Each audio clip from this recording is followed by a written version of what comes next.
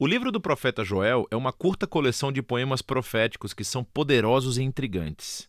Joel é único entre os profetas por algumas razões. Primeiro de tudo, não há indicação explícita de quando esse livro foi escrito. É mais provável que no período de Esdras-Neemias, após o retorno do exílio, porque ele menciona Jerusalém e o templo, mas parece que não há reis.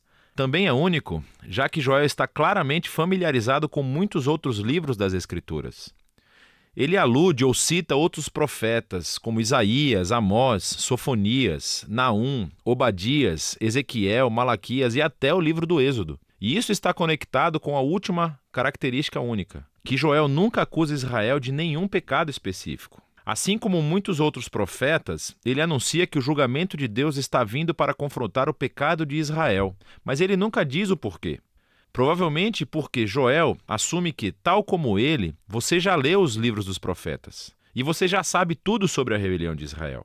Agora, juntos, esses três recursos nos ajudam a entender esse pequeno livro fascinante. Que Joel é um autor bíblico que foi imerso ele mesmo em escritos bíblicos anteriores. E a sua reflexão sobre eles o ajudou a compreender as tragédias da sua época, mas também lhes deu esperança para o futuro. Vamos nos aprofundar e ver como esse livro é importante. Nos capítulos 1 e 2, Joel se concentra no dia do Senhor. Esse é um tema-chave nos profetas e descreve eventos no passado quando Deus apareceu de uma forma poderosa para salvar seu povo ou confrontar o mal. Pense nas pragas do livro do Êxodo. Mas o profeta viu nesses eventos passados como indicadores de uma época futura em que Deus voltaria a confrontar o mal entre o seu povo, mas também entre as nações, e traria a salvação ao mundo inteiro. E então, aqui, nos capítulos 1 e 2, Joel reuniu dois poemas paralelos que incidem sobre esse tema. Então, o capítulo 1 é sobre o dia do Senhor no passado. Ele começa anunciando um desastre recente, que um enxame de gafanhotos devastou Israel. E a sua descrição do enxame lembra o dia do Senhor contra o Egito. Lembre-se da 8ª praga de Êxodo, no capítulo 10.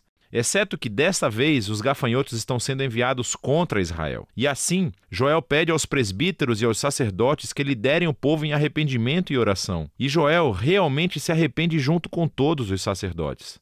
O capítulo 2 vem junto e tem o mesmo conceito poético e fluxo de pensamento. Então, Joel anuncia outro dia do Senhor, exceto que desta vez é no futuro e não no passado.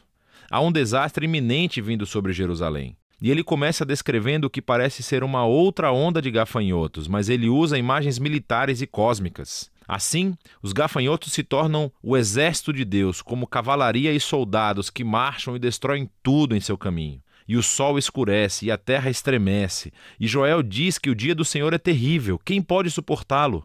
E assim, mais uma vez, Joel pede às pessoas que clamem e se arrependam. E ele diz como devem fazê-lo, entregando seus corações e não as suas roupas e retornando ao seu Deus. Em outras palavras, Joel sabe que o arrependimento pode ser apenas um espetáculo para se livrarem do problema. E ele diz que Deus não está interessado nisso. Ele quer uma mudança genuína para que seu povo pare com seu egoísmo e maldade. E então, Joel diz por que Israel deve se arrepender. Porque Deus é gracioso e compassivo. Ele é lento na ira e cheio de amor. Ele cita aqui o livro do Êxodo sobre como Deus perdoou Israel depois que eles fizeram o bezerro de ouro. A partir dessa história, Joel aprendeu que a misericórdia e o amor de Deus são mais poderosos do que a sua ira e julgamento. E assim, ele conduz o sacerdote em atos de arrependimento e oração, pedindo a Deus que poupe o seu povo. Então, logo depois desses dois poemas, a cena muda. E temos uma breve narrativa sobre a resposta de Deus ao arrependimento de Joel e do povo. Então, Deus estava cheio de paixão por sua terra e tinha compaixão do seu povo.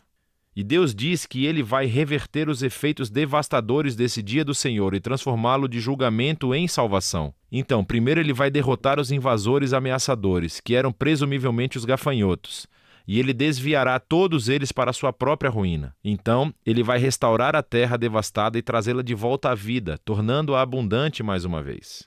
E, finalmente, Deus diz que vai trazer a sua presença divina entre o seu povo. Ela se tornará real e acessível a todos. Agora, até esse ponto, os poemas contam uma história poderosa sobre Joel liderando Israel para ver como o pecado deles levou ao desastre e ao julgamento divino, e que, com o Deus da misericórdia, sempre há esperança. Mas Joel vê em todos esses eventos passados uma imagem do futuro dia do Senhor.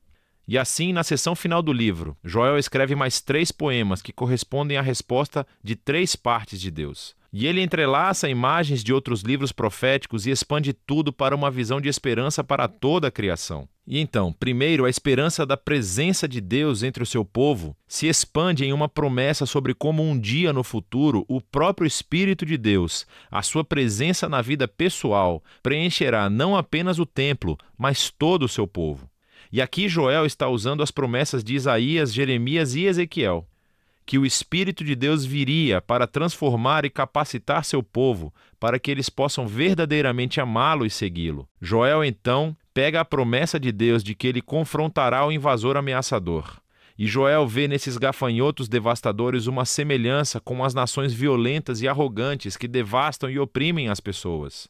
E assim ele se baseia nas promessas de Isaías, Sofonias e Ezequiel sobre o futuro dia do Senhor, quando Deus confrontará o mal entre todas as nações e voltará a sua violência contra si mesmos, trazendo justiça para corrigir todos os seus erros. E, finalmente, Joel pega as imagens da restauração da terra e vê aqui uma esperança para a renovação de toda a criação. Assim, ele se baseia nas promessas de Isaías, Ezequiel e Zacarias, de que o dia final de justiça de Deus será seguido por uma restauração do mundo inteiro, um novo Éden, onde a presença de Deus em Jerusalém fluirá como um rio e trará uma renovação cósmica.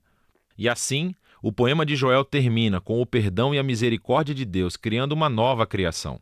E assim, esse pequeno livro de Joel explora ideias profundas sobre como o pecado e o fracasso humanos causam destruições tão devastadoras em nosso mundo, sobre como Deus anseia por mostrar misericórdia àqueles que são responsáveis pelos seus pecados e os confessam, e sobre como tudo isso nos leva a esperar que Deus um dia derrote o mal em nosso mundo, mas também dentro de nós, e traga a sua esperança de cura para tornar todas as coisas novas. E é disso que se trata o livro de Joel.